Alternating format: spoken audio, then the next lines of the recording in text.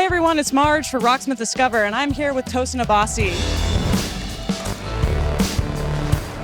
Hello Tosin, how's it going? Good, how you doing? Doing great. What's new to Abasi Guitars? All right, so we just released our first double cut model. So we've previously had the Lorada, which is a single cut multi-scale guitar, and this is the evolution of that into a double cutaway design. This is unique because we have a hum single configuration on this guy, and it also features a asymmetrical neck profile. It's kind of teardrop shape. It's a subtle asymmetry that allows for a thinner neck profile at the top of the neck and something a little bit thicker at the bottom. It's my new favorite guitar, I think. This is a 7-string version of the same double cut, standard fingerboard. It's got a Goto 510 on it. It's also got a roasted maple neck on it. I guess for the guys who don't like fan fret, this is the vibe for you.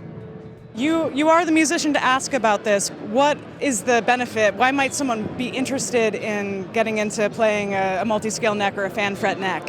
It may look intimidating, but actually multi-scale necks have different ratios, and we keep ours in a sweet spot where it's not extremely fanned from the lowest to highest point. So it's supposed to be kind of invisible. You kind of have to play it, because I think visually you might be like, that looks weird.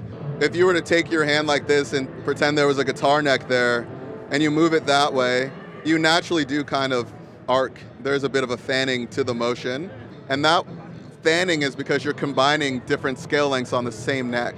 So it's a way of having the benefits of, like, say, a baritone scale for your low notes, and then a standard scale length for your treble notes. So when you go to bend, the tension feels the same and the timbre feels the same. Or if you want to do widespread legato, you're not having to do that on added scale length. But then when you go to the low notes, there's the tightness of the low string is aided by the length of the scale there. So everyone who plays these, they really get along with them, and the benefits are worth it. This is a 6-string variant. This one has 3 single coils in it.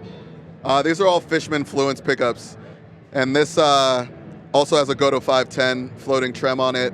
But you need those strat tones. This is noiseless. It's got 2 voicings per pickup and a 5-way selector. Extreme fret access. Roasted maple neck. Pretty sick. Awesome.